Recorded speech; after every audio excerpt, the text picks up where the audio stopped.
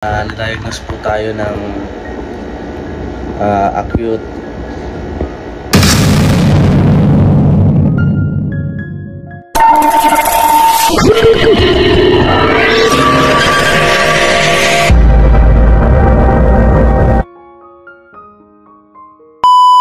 Hello po, mga kalangga, mga kakusyal. Welcome back again sa ating YouTube channel ng Esnalera Vlogs. At ayan, for today's video po ay magpa-check up po tayo kasi hindi po maayos ang aking kalagayan. Napakasakit po ng aking tagiliran, saka hindi po ako makaiihi na maayos kasi siguro po UTI ito. Kaya ayun, bago pa lumala, magpa-check up na po tayo. So tara, sabahan niyo po ako and please palagi-share po ng vlog na ito. So yun guys, magpa-check up tayo dito sa Leon Hernandez at mamaya sabihin ko sa inyo kung ano yung findings ng doktor. So yun guys, welcome back again sa ating YouTube channel ng Esnalera Vlogs. At ayan, nandito tayo sa hospital. Waiting po tayo sa result ng laboratory. Ayan.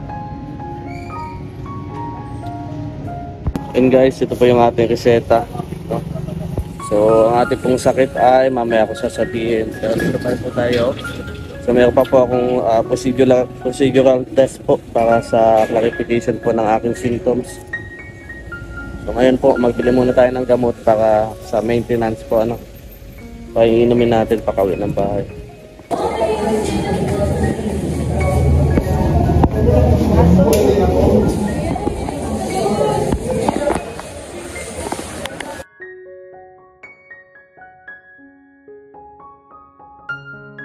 So yun guys, welcome back again sa YouTube channel Esnalera Vlogs.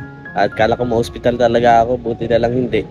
At ayun, tapos ng aking medication, sobrang sakit. Ayan o, nangangalay yung aking dalawang braso.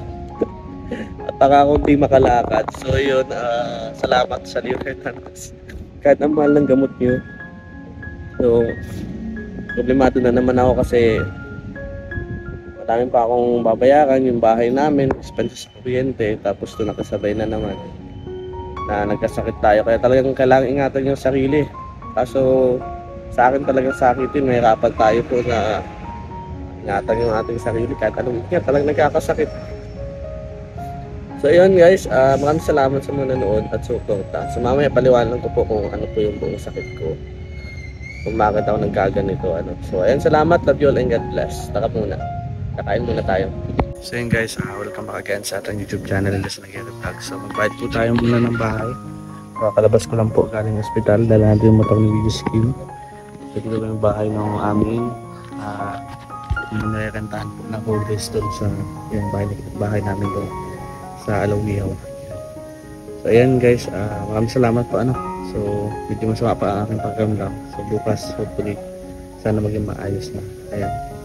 So, bayadan natin. So, si Kuya Alpin na sana magbabayad kaso hindi ko makontak. So, nagpilit na lang tayo dito. And salamat po. And don't forget to skip ads tayo. Ayan. So, ayan. Good day po sa lahat. Welcome back again sa ating YouTube channel ng Esnalera Vlogs. At ayan, nakauwi na po tayo. Medyo masama pa aking pakiramdam pero hindi tulad ng dati na talagang hindi ka makaihi. So ayan, lesson learned. Inom na madaming tubig. Actually, inom naman po ako na madaming tubig. Kaso minsan ay napapabayaan din natin o nakakalimutan. Kasi hindi talaga ako makitubig. Pero ayun, bagong pas-anin ngayon 2025. So buti na lang nakapag-check up tayo. Maraming salamat kay Kuya Ruel. Isang sabi ko lang, nakapaghiram pa tayo para may pang-check up kasi kulang yung budget ko para sa pambayad sa bahay at sa bills at sa motor hindi pa ako nakabayad. So nakakalungkot po pero okay lang naman po kasi at least nandiyan pa din si Lord, inaguide pa din niya po ako at may mga tao na handang tumulong pa din kahit pa paano. So ayan, na-diagnose po tayo ng acute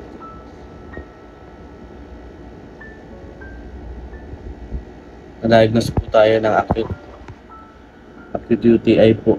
umibig tapos iniwan. So may gana pa ako magpatawan. So ayan, UTI po. So ito po ay na mahal ko po sa mama at papa ko. Pareho po kasi mama at papa ko, lalo nang pinagbubuntis ako ni mama, may UTI si mama. Hindi siya makainom ng gamot kasi ako ay nasa loob ng kanyang sinapupunan. At 6 na buwan pa lang ako noon, muntikan na akong mawala dito sa mundong ibabaw dahil sa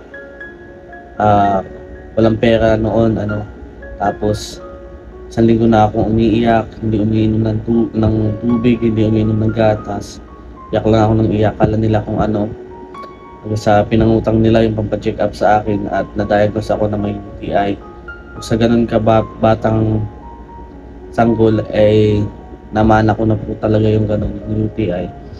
Kaya kailangan talaga ay pagsikapan ko po yung sarili ko na dapat iinom po tayo ng maraming tubig at iiwas sa mga drinks na nagpo-cause po na UTI, sa mga maaalat, sa mga yan, maraming asin, ayan, iwasan na po natin yan.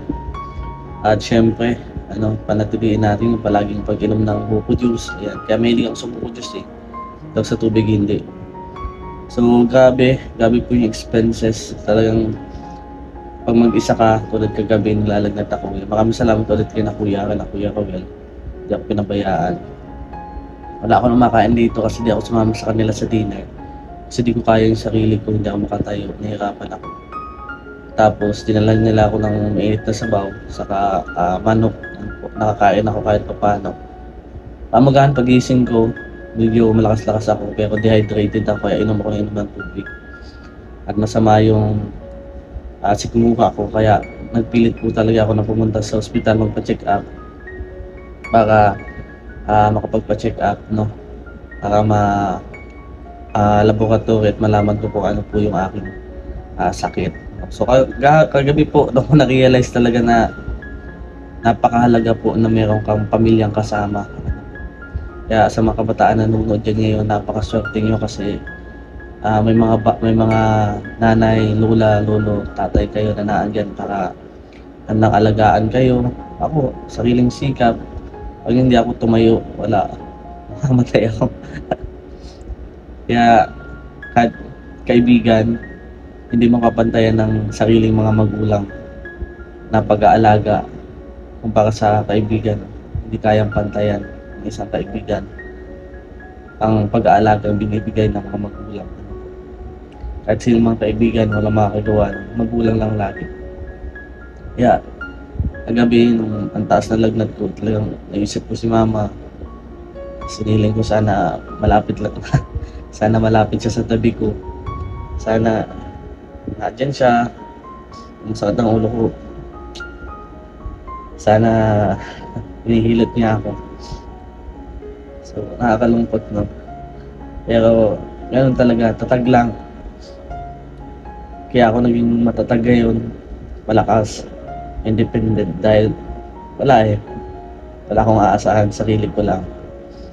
Buti nung tumawag si mama na wala yung sakit ng loob ko, sama ng loob ko na nararamdaman ko. Sabi niya ni Dad Rama, wala lang, gusto ko lang ilabas sa inyo guys. Ano lang to gusto ko lang in-nurture yung mga kabataan na nandiyan. Kasi hindi lahat kompleto, hindi lahat pag nagkakasakit ka, pag kailangan ng magulang, hindi lahat may handang umalaga sa iyo. Kaya mahalin yung mga magulang nyo, mahalin nyo yung mga taong nagmamahal sa inyo. Kasi hirap po. Wala biyak. Kaya salamat po So sabi din sa akin ni mama pagtawag niya sa akin, yung pera nakikita yan, kaya huwag ka magtitipid. Kasi grabe talaga po magtitipid ko talaga. Kinikip ko po yung pera kahit help ko na yung masakripisyo. Kasi iniwasan ko po na alam niyo po yung mawalan. Kasi pag wala ka, pag wala ka, yung tingin sa'yo ng tao talagang, alam mo yun, ang baba-baba. Kaya, nakagawian ko na lagi tinatak ko sa isip ko na palagi meron ako na hindi pwedeng ako mawalan. Kaya, sinisikap ko po talaga na makapagtapos, na maitaguyod po yung buhay namin, yung buhay ko. Ayan, maraming salamat po, napahaba ng ating kwento. So, yun po yung about dun sa aking sakit. Sana gumaling, pray for Lord lang always. Maraming salamat. Love you all. God bless.